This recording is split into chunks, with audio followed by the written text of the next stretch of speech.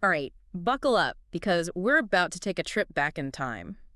Today, we're diving deep into the conservative wave that transformed 20th century America. Oh, this is going to be good. And you've sent in a ton of slides covering key figures, events, even some economic theories. Looks like you're ready for a serious deep dive. Definitely. It's fascinating stuff, and we're not just talking about dry political history here. This is about understanding how those political shifts actually reflected some much deeper changes. Oh, absolutely, in American culture and values. Exactly. So we're going to unpack it all. And believe me, there are some surprises along the way. Would you ever think that a Hollywood actor would be a driving force in this whole shift? Right. You ready for that? One thing that really stands out to me about these slides is that they're not just about presenting facts. Hmm. They're designed to make students think critically Oh, for sure. about the impact of this movement, the conservative movement, both the good and, well, maybe not so good parts. I love that approach, examining it from all sides. Yeah. Okay, so let's set the stage here. Why did America start leaning right in the 20th century? The sources point to this, well, like this perfect storm of anxieties brewing under the surface. Yeah, you can imagine if you were the average American back then, you're dealing with high taxes, you see your savings shrinking with inflation, maybe even struggling with unemployment. Tough times. There was this real feeling that the system wasn't working for them anymore, that something had to change. And conservatism, with its focus on individual responsibilities, smaller government, it seemed, to offer some solutions. It was like a promise of something different, something better. Exactly. But it wasn't just about economics, right? No, not at all. The sources talk about this idea of a moral decline. It's almost like people felt the country was losing its moral compass. Yeah, think about all the anxieties around that time, the sexual revolution, rising divorce rates, people questioning traditional authority, all contributed to this feeling of moral decline. Yeah, everything felt like it was changing so fast. Exactly. And for many people, conservatism was a way to go back to those familiar values, Yeah. like a shield against all these unsettling changes. A return to a more stable time. Yeah. And of course, let's not forget the backdrop of the Cold War. I mean, that fear of communism was palpable, right? Oh, absolutely. The Cold War was this looming presence in everyone's lives. Right. It wasn't just some abstract idea. It shaped how people lived, their political choices, their entire outlook on the world, It infiltrated everything. and anything even remotely associated with socialism. Forget about it, it became suspicious. And that's where conservatism came in, with its strong anti-communist stance. It felt like the antidote to that fear. Like the safe haven in a world full of uncertainty. Right. So you have this fear pushing people toward a more, I don't know, black and white view of the world. Yeah. And then adding fuel to the fire, we have the rise of evangelical Christianity. Oh, yeah. This was a huge factor. It wasn't just about religion itself. It was about how evangelical Christianity started to wield more and more influence in politics. So it's becoming this force to be reckoned with in the political sphere. Absolutely. This religious revival, with its focus on traditional family values and a strict moral code, it became deeply intertwined with the conservative movement. It energized its political activism and shaped its agenda. So we got these different threats, right? Economic anxieties, social changes, Cold War fears, and this religious resurgence, It's like a recipe for a movement. all coming together to create this powerful conservative wave. Yeah. Now, the slides really highlight one figure in particular, Ronald Reagan. It's like he's the embodiment of this era. Well, without a doubt, he's a pivotal figure. I mean, think about it. A former Hollywood actor becoming the governor of California, and then boom, president of the United States. That's not exactly your typical political path. Not your average politician. But more than that, Reagan truly embodied those core conservative values. Like you said, lower taxes, smaller government, a strong anti-communist stance. He was hitting all the right notes for this movement. He was speaking their language. Right. Now, there's also Reaganomics. I have to admit, it sounds a bit intimidating. Yeah, it can be. Can you break it down for us? Sure. So Reaganomics, sometimes called trickle-down economics, is built on this idea that if you cut taxes for businesses and the wealthy, it'll actually stimulate economic growth for everyone. So the theory is that everyone benefits in the end. Right, that benefits will trickle down to all income levels. But did that actually happen? Did this trickle down really work, or was it more of a, I don't know, like a hopeful idea that didn't quite pan out? Well, that's a question that economists are still debating today. So no easy answer there. It was a core part of Reagan's economic policy, but whether it truly benefited everyone, whether it actually reduced inequality or maybe made it worse, it's a complex issue with different perspectives. Okay, so maybe not as straightforward as it sounds, but the slides also mention something called supply-side economics. Is that just another name for Reaganomics, or is there more to it? They're definitely related, but think of supply-side economics as the theoretical engine driving those Reagan-era policies, like tax cuts and deregulation. It's about focusing on the supply side of the economy, making it easier and more profitable for businesses to produce goods and services. So instead of focusing on what consumers want, it's about giving businesses incentives to invest and create more. Exactly. The thinking is that if a business doesn't have to deal with a ton of regulations, they can invest more in growing their operations, hiring more workers, and ultimately producing more stuff. And that's the heart of supply-side thinking, a major part of Reaganomics and those broader conservative economic policies of the 1980s. Okay, I'm starting to see the bigger picture here, but before we get lost in all the economic details, there's one more thing I'm curious about. Privatization. The slides use British Telecom and British Airways as examples. What's the connection? So privatization was another big part of the conservative agenda during that time. It meant taking things that were owned by the state, things like utilities or transportation systems, and selling them off to private investors. So basically, turning things that were traditionally run by the government over to private companies. Right. But why? What was the reasoning behind that? Well, the argument was that private companies, because they're driven by profit, would be more efficient and innovative than government-run enterprises. They'd be more focused on, like, the bottom line. Exactly. They'd have to be more responsive to customers, invest in modernization, and in theory, this would lead to better services and lower costs. British Telecom, which saw a lot of growth and modernization after it was privatized, is often held up as a success story. But I can imagine there were some concerns about, losing public control over these essential services. What if these private companies just focused on making money and ignored the needs of the people? Oh, absolutely, that was a big criticism. Critics argue that privatization could lead to job losses, neglecting public services, and even higher prices for consumers. So it's like a double-edged sword. Right, because companies would then be free to prioritize profits over the public good. British Airways, for instance, faced criticism for cutting routes and services after privatization, focusing on the most profitable areas while leaving some communities underserved. So privatization was a gamble then, with potential benefits and risks. It seems like we're seeing a pattern here, these bold ideas aimed at solving problems, but also the possibility of some, let's say, unintended consequences. Yeah, and that's what makes studying history so interesting, isn't it? It's rarely neat and tidy. It's about understanding the complexity, the motivations, the trade-offs involved in these big shifts. So true. Okay, so we've got this whole package of conservative policies, tax cuts, deregulation, supply-side economics, privatization. It's like a whole new playbook for running the country. It was a major shift in thinking. And it wasn't just an economic philosophy. It was part of this broader cultural transformation.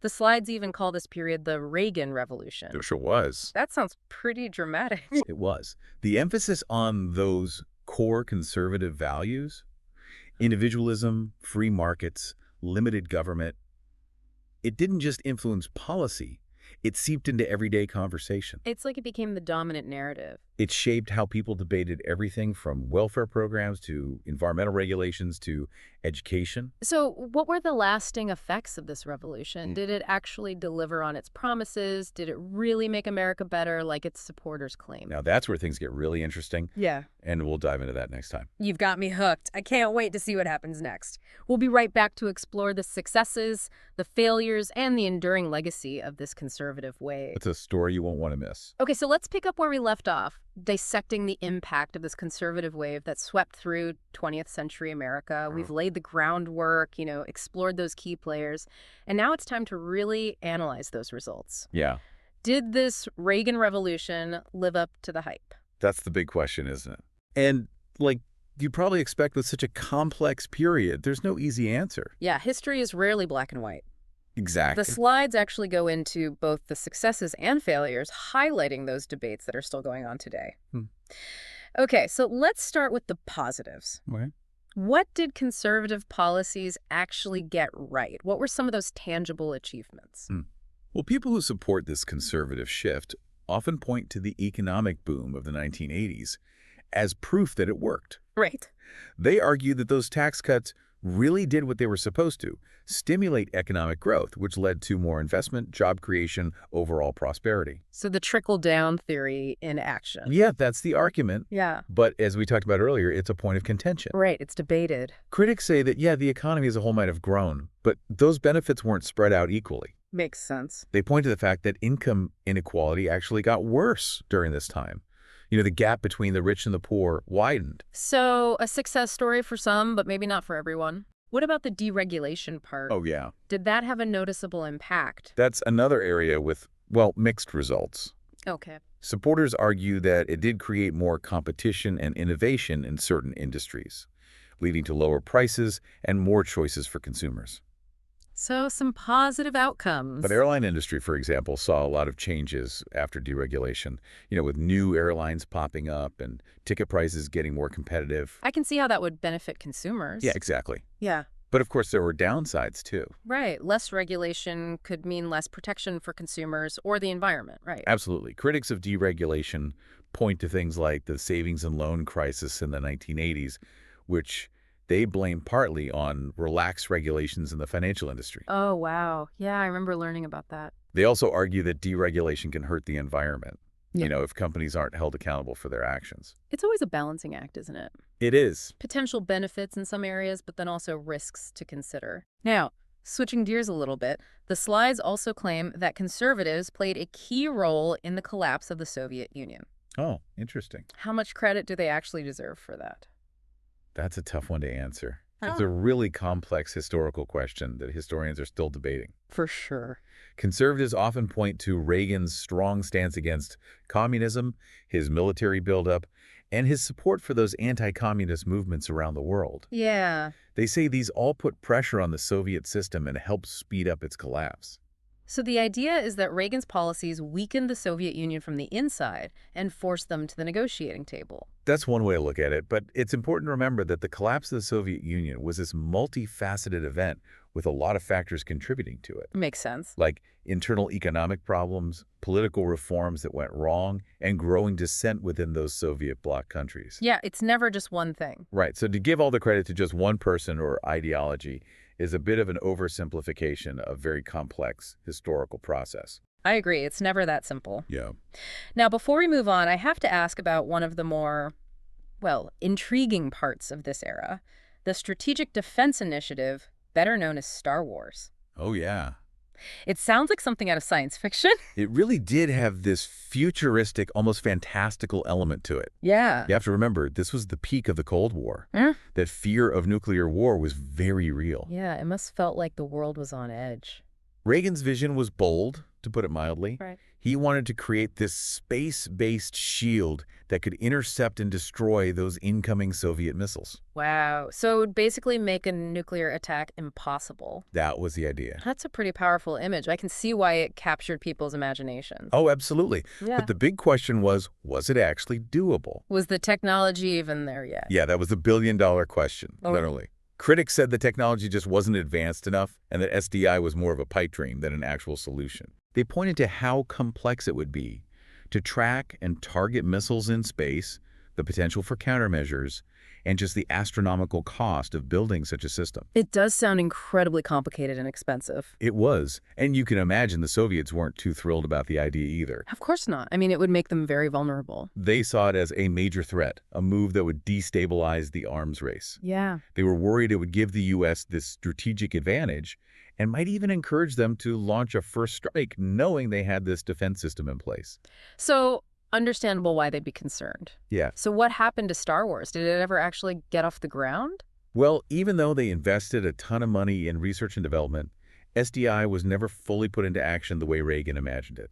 Makes sense. The technological hurdles were huge, costs were out of control, and then the Cold War ended, which kind of made the whole thing seem less urgent. So a bold vision that maybe came a little too early? You could say that.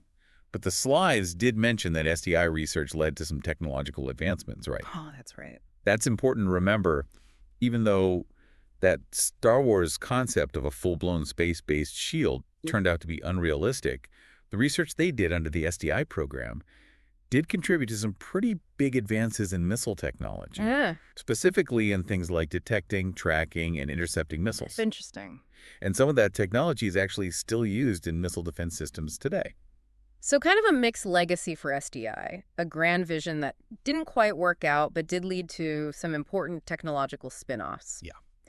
Okay, we've covered a lot here, from those economic successes and challenges of this conservative wave to the whole story of the Soviet Union's collapse and the fascinating Star Wars saga. Yeah, it's been quite a journey. It has.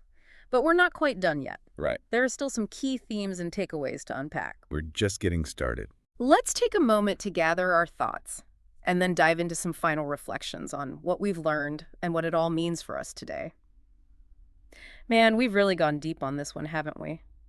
From economic ups and downs to the fall of the Soviet Union, this whole exploration of 20th century conservatism has been quite a ride. Yeah, it's been a wild one. What's sticking with you from all of this?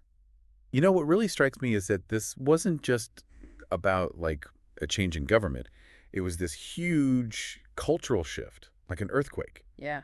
It changed how Americans saw themselves in the world, what they expected from their government, even their own personal values. It's like those slides were showing us a whole new world emerging, right? Yeah. And figures like Reagan, it's still kind of mind-blowing that a Hollywood actor became the face of this whole movement. It really shows you the power of narrative, right? Yeah. Reagan was a master storyteller. He tapped into this deep desire for a simpler time, for those traditional values, for America being strong on the world stage. He gave a voice to those anxieties that a lot of people felt but couldn't really put into words. He was a very charismatic figure, for sure. Oh, absolutely. But, even though he was super popular, those slides also showed us that it wasn't all sunshine and roses. No, not at all. There were controversies, things didn't always go as planned, even some outright failures. Right, because history is messy. Yeah, It's rarely a clear-cut story of good guys and bad guys. for sure. Take Reaganomics, for example. Sure, it boosted the economy, but it also made income inequality worse. Yeah, that was a big trade-off. Deregulation led to innovation, Mhm. but it also played a role in those financial crises. It's all about recognizing those trade-offs, those unintended consequences that come with any big policy change. Yeah, those ripple effects. Exactly. That's what makes this stuff so fascinating. Oh, totally. It's not about saying who was right or wrong. It's about understanding how complicated the past is and how it's still shaping our world today. I think that's key. And speaking of today, it's amazing how many of those debates from the 20th century are still going strong. Yeah. Taxes, regulation, the role of government. It's like we're still trying to figure out those same fundamental questions. It's like those questions never go away. You've been studying this period. What are your thoughts on the lasting impact of these policies? I mean, do they still have a hold on us, or are we on a totally different path now? That's a great question, and I think the answer is kind of both yes and no. Okay, how so? Well, on the one hand, we're definitely still dealing with the legacy of those Reagan-era policies. Right. I mean, those debates about trickle-down economics, they're just as relevant today as they were back then. They keep coming back. But on the other hand, the world has changed a lot since the 1980s. Oh, yeah, for sure. Think about it. Globalization, technology, the changing demographics of America, all of those have created new challenges and opportunities that need some fresh thinking and new solutions. So we can't just keep doing the same old things. Exactly. We can't just copy and paste those policies from the past onto the present. Though we can learn from them. Right. We can use history as a guide, a way to look at our problems today and make smarter decisions. That's a great way to put it. And I think that's a key takeaway for our listeners. Yeah. As you keep exploring this period and as you debate all those hot button issues of today, don't forget that historical perspective. It's like having a roadmap. Right. Exactly. And remember that history isn't just about dates and names, It's about understanding those forces that have shaped our world, the choices that people made, and how those consequences were still playing out. It's like this big interconnected story. Yeah, and we're all part of it. It's about understanding that we're part of this ongoing story, and the choices we make today, they'll shape the world of tomorrow. That's a powerful thought. So keep exploring, keep asking questions, and keep those conversations going. Because if we want to build a better future, we got to understand the past. Couldn't have said it better myself. Thanks for joining us on this deep dive. And until next time, keep those brains buzzing.